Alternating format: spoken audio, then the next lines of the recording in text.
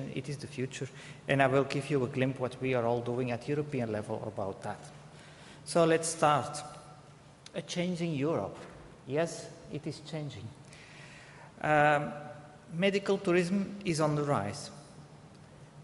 It is getting cheaper to travel. People get more choice to choose where the hospital they want to go for. Patients look for a good financial deal. They want a better service. But at the same time, because of this, hospitals are starting to compete with each other. Private hospitals with public hospitals. At national level, you're starting to compete with each other. At European level, everybody amongst each other. But also the business model, the financing of the hospital services, it is changing, especially over the last 5 years. And that's not sufficient. Even if healthcare is still today a national issue, a national competence, there are some changings taking place at European level. You have heard certainly about it. There is at the moment in the European Parliament a new directive on cross-border healthcare. The directive foresees, as it stands at the moment, a small article about the quality of the healthcare, quality of standards. There is a recommendation on patient safety. This simply says you should take care of improving the patient safety. How do you do that? There are many ways to do it. One of the ways is to prove that you are competent, to prove that you are reliable service providing. So standards. There is a directive on professional qualifications, which practically says that professionals recognized in one country can freely work in another country. Medical doctors are one of the 7 which are fully harmonized, but there are about 800 professionals which are not fully harmonized, but who can exercise their profession anyhow, free all over Europe. So, in this changing Europe, different hospitals, different ways of working, how can a patient measure objectively that he goes to a hospital, that he is having confidence, that he is having competent people at a fair price? How can he measure that? Why should he come to a Portuguese hospital? Should he go maybe to a Swiss hospital as he used to do it? So you need to harmonize. It must be a fair playing ground equipment. You have to harmonize your hospital requirements. And that is a moment where I want you to propose some things which we can do. So let me first and quickly introduce you to my organization, how we can contribute, help the association in harmonizing the criteria at European level. What is my organization? What is CEN, the European Committee for Standardization? Well, actually, we are a private body with head office in Brussels, and our members are the national standardization bodies. Portugal has IPQ, Instituto Português de Qualidade. They represent all the Portuguese interests in Brussels, in the European standardization system, in the international standardization system. We are private, non-profit, but at the same time, and I've put it in red, it gives us a special power. We are a recognized body, a competent body, recognized by the European authorities to make these European standards, even being a private organization. This gives us a bit more flexibility and freedom than the national authorities. We can do something which is not always in their powers.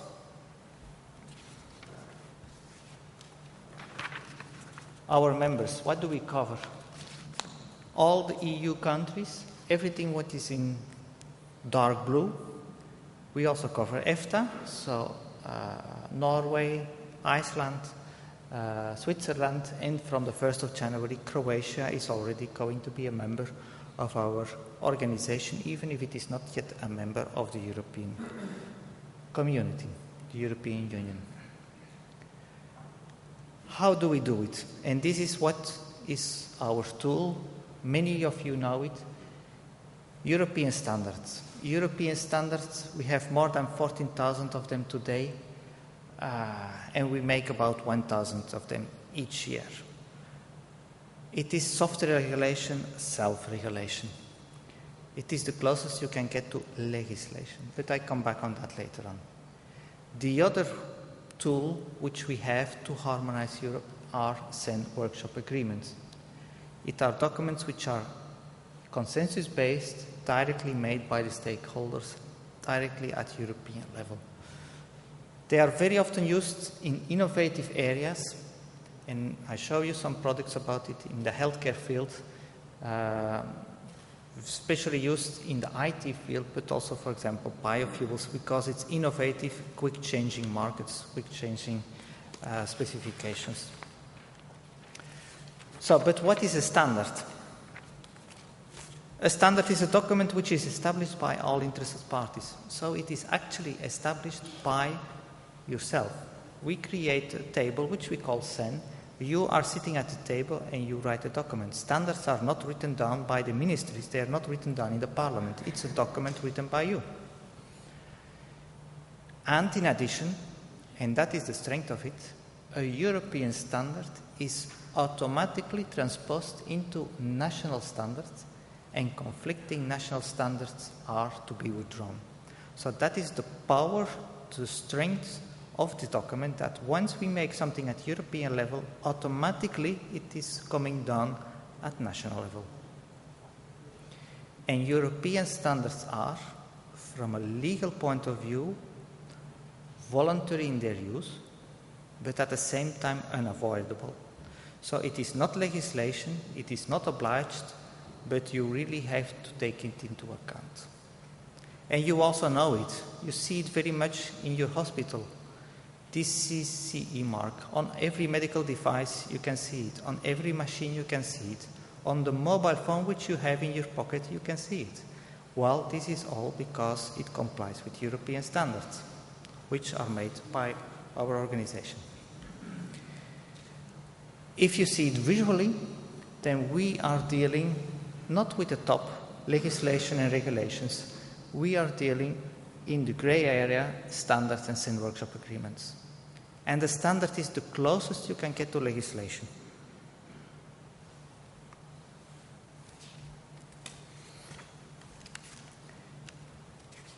And I just mentioned you know us, but you don't realize it. This CE mark you see everywhere on your medical device. It comes because it is complying with standards. The no reuse symbol, the latex symbol, the sterile R symbol, it all comes out of European standards, which you see daily on the packages of your medical devices, but you don't realize it. It's all made by us, by people like you, because it's made directly by the experts. And this is an example of what I spoke about, a European standard. This is just a cover page. But we in Brussels, we produce 90,000 pages of specifications for all kinds of products, including, for example, hospital services. So this is a short introduction about my organization. Now, how can we do it in practice? Why European standard? And I say hospital services, I don't say hospital equipment. The services can raise the quality of the private hospitals. That is how I believe we can help you. We can help Portugal. We can help you, the Portuguese hospitals. We can help the European private hospitals to be visible, to be measurable. How to objectively measure your competence, your quality, the price among the European hospitals. If I am a patient and I have the choice, automatically maybe I will think I would like the classical healthcare countries, which have a good reputation, but I could go to other countries. But how do I build confidence of the patient? Measurement of quality. It sets out also a service standard requirements for the appropriate service level to the patients. It harmonizes it. Above all, an equal level